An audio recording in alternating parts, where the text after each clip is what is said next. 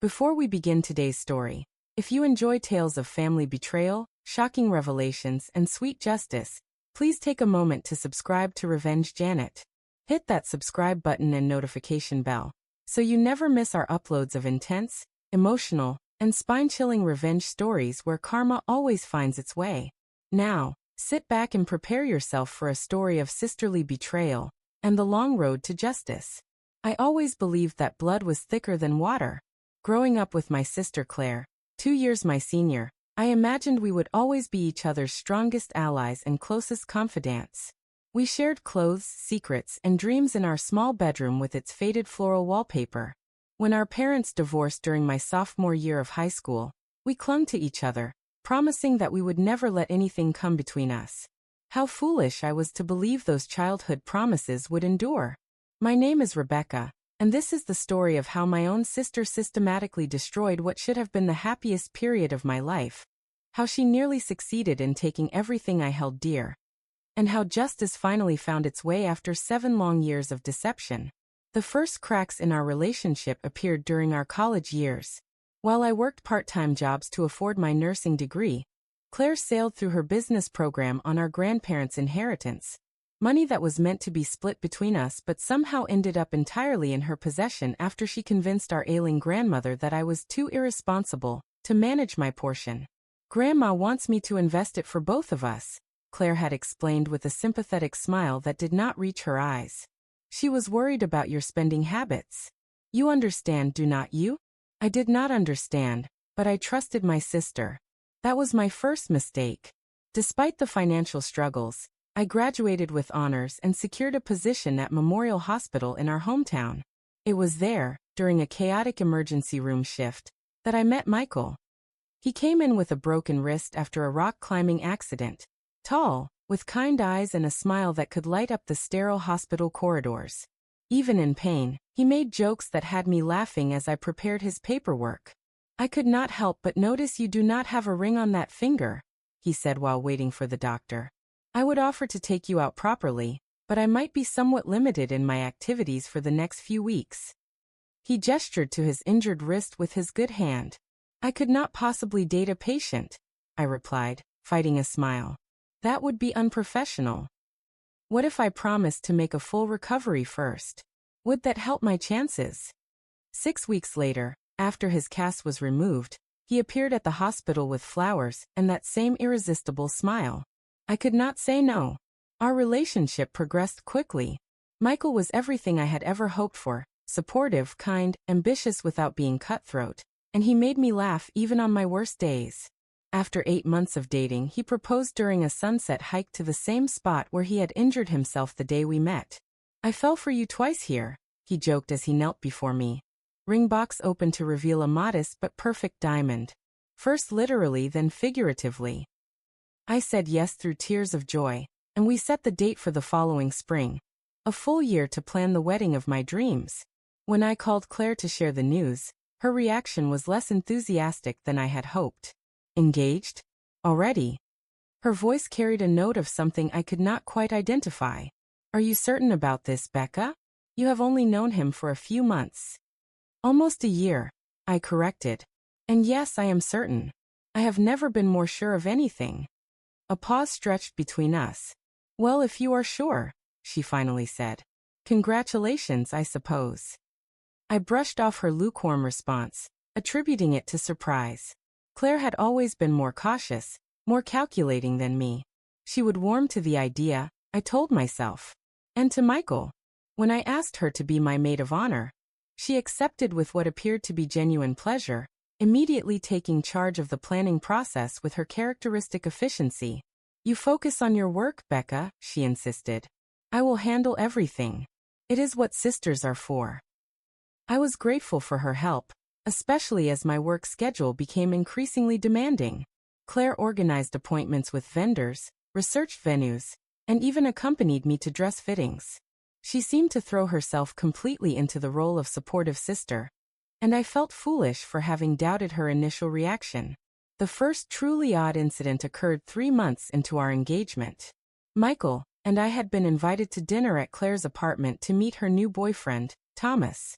Throughout the evening, Claire touched Thomas's arm possessively while directing most of her conversation toward Michael, asking about his work as an architectural engineer, laughing too loudly at his jokes, letting her gaze linger on him a beat too long. Thomas, a quiet accountant with a nervous smile, seemed oblivious to Claire's behavior, but I noticed it immediately. The way she angled her body toward Michael, the subtle flirtation in her voice. These were techniques I had watched her employ countless times during our younger years. "Your sister is very attentive," Michael commented on our drive home. "Thomas seems nice though. Quiet." "She has always been a social butterfly," I said, not wanting to voice my discomfort. Claire was helping with our wedding after all. I was probably imagining things, seeing competition where there was only sisterly interest. The next warning sign came during a cake tasting that Claire had arranged. She called an hour before our appointment. "I am so sorry, Becca, but I have a work emergency.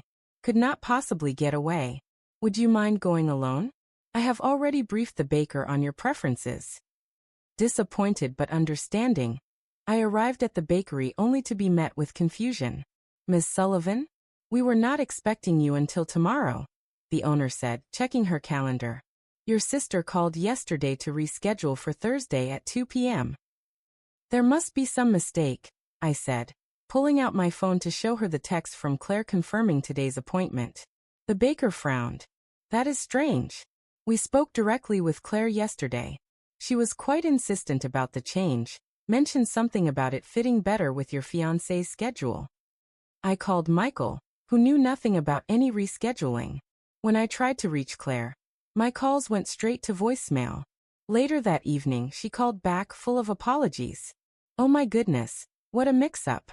I could have sworn the baker said Thursday, not Wednesday. I feel terrible." I accepted her explanation, despite the uneasy feeling settling in my stomach. It was an innocent mistake. People mixed up dates all the time. But similar mix-ups continued to occur. Appointments with florists were mysteriously cancelled. The venue Claire had supposedly secured turned out to have been booked by another bride for our date.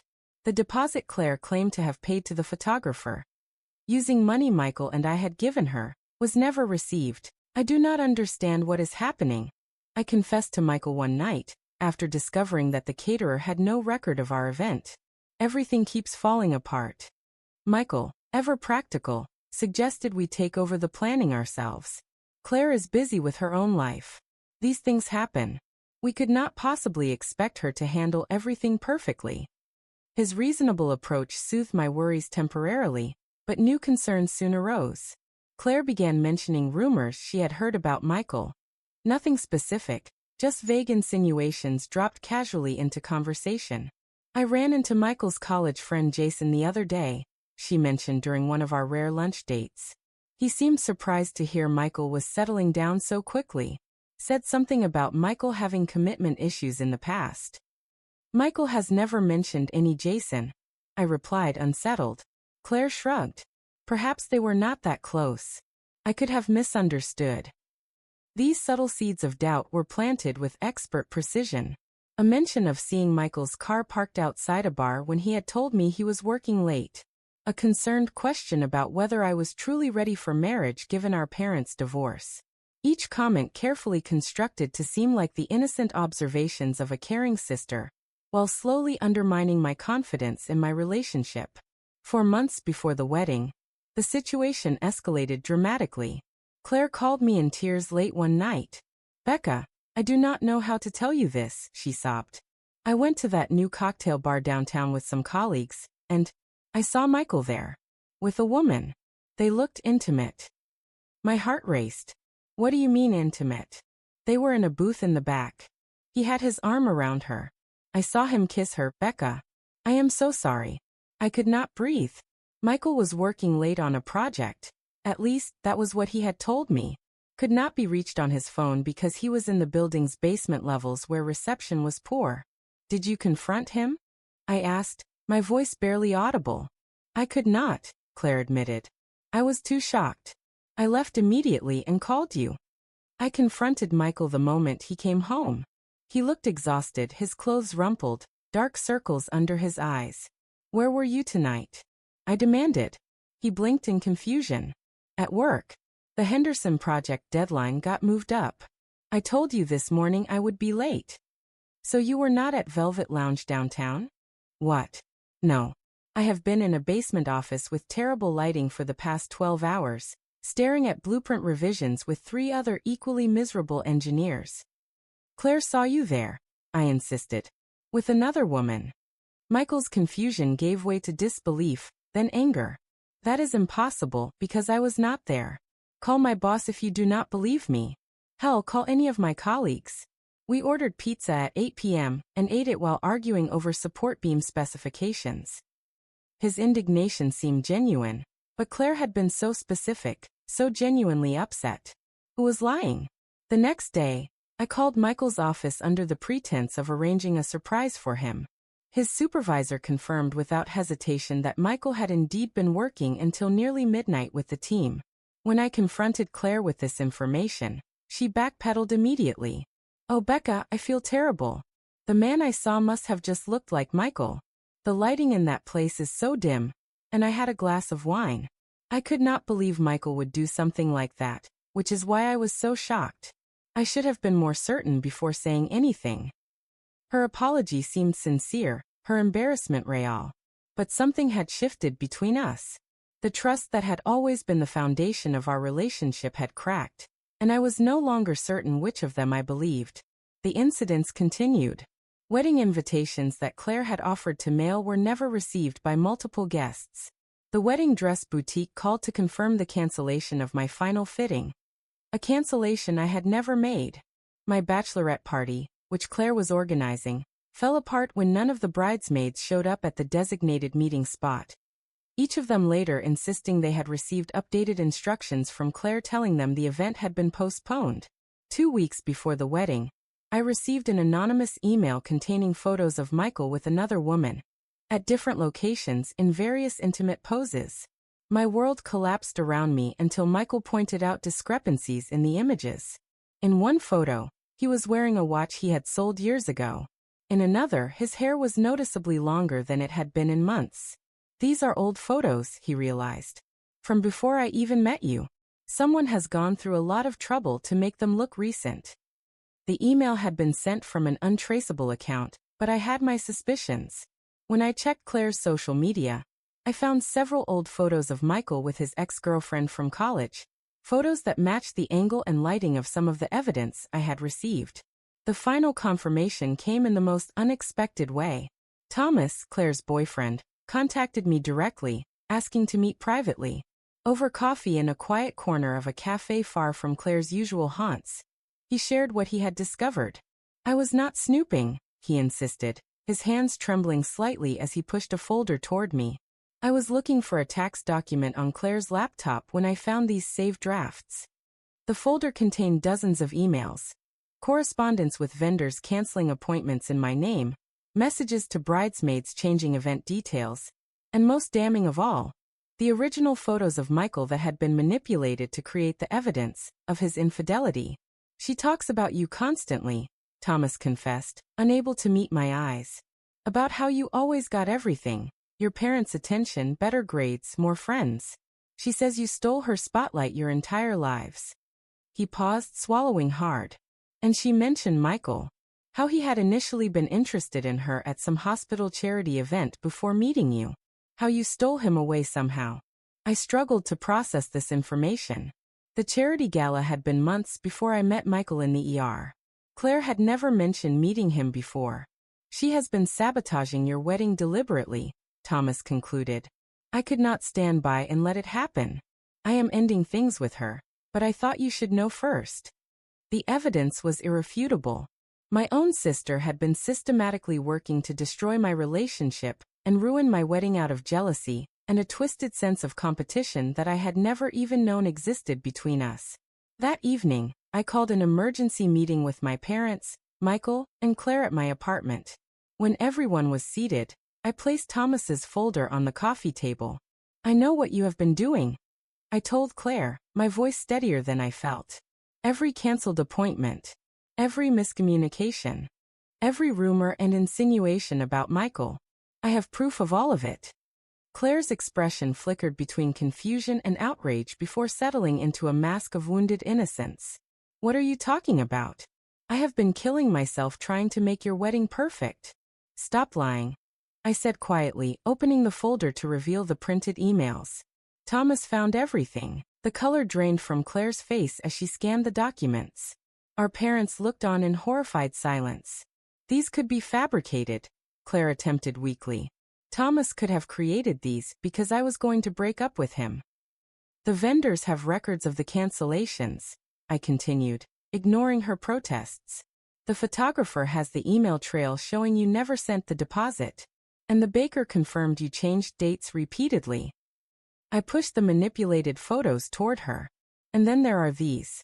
Created from old social media photos of Michael and his ex-girlfriend that only appear on your Facebook account. Claire's facade crumbled entirely. You do not understand, she hissed, her voice suddenly venomous. You have always had everything handed to you. The pretty one, the smart one, the one everyone loves. And Michael. She cut herself off, but it was too late. Michael what? Our mother prompted, her expression a mixture of shock and disappointment. He was supposed to notice me first, Claire admitted, her voice small and bitter. At the hospital fundraiser. I spoke to him for an hour. But then he never called. And suddenly he was dating precious little Becca, just like everything else in my life. The revelation hung heavy in the room. Michael looked genuinely confused. I met dozens of people that night, he said carefully. I do not recall a specific conversation with you, Claire. And I certainly never asked for your number or suggested I would call you. You said I was charming and interesting. Claire cried. I likely said that to several people, Michael replied gently. It was a networking event. I was being polite. What followed was one of the most painful evenings of my life. Years of Claire's resentment poured out. Perceived slights I had never been aware of. Competitions I had never known we were engaged in. A narrative of our relationship so different from my own understanding that it seemed we had grown up in entirely different families. Our parents were devastated. We had no idea you felt this way, our father said to Claire. But nothing justifies what you have done to your sister. The wedding is in 2 weeks, our mother added. Have you any idea of the heartache and stress you have caused? Claire remained defiant to the end. She does not deserve any of this, she spat, gesturing around my apartment. The perfect job, the perfect fiancé, the perfect life. I was just balancing the scales. I asked her to leave and told her she was no longer welcome at the wedding. As she gathered her things, I said the hardest words I had ever spoken. I do not think I can have you in my life anymore, Claire.